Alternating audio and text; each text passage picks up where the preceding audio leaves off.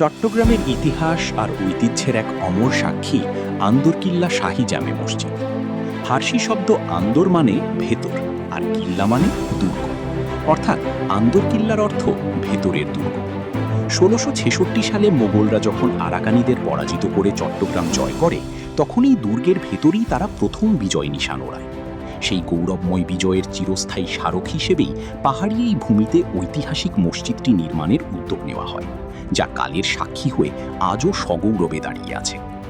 বাংলার সুবেদার শায়েস্তা খানের ছেলে উমেদ খাঁ ১৬৬৭ সালে এই অপূর্ব স্থাপনাটি নির্মাণ করেন।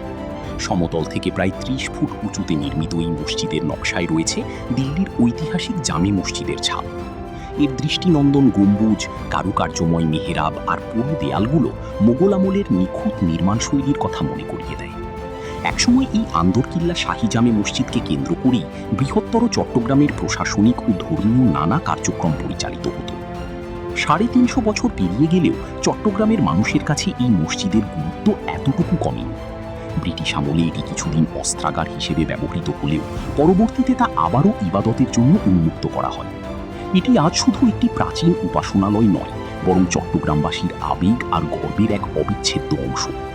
আজানের সুমধুর ধ্বনিতে মুখরিত এই ঐতিহাসিক প্রাঙ্গণ আজও হাজারো মুসল্লির অন্তরে পরম প্রশান্তি বিলিয়ে যাচ্ছে।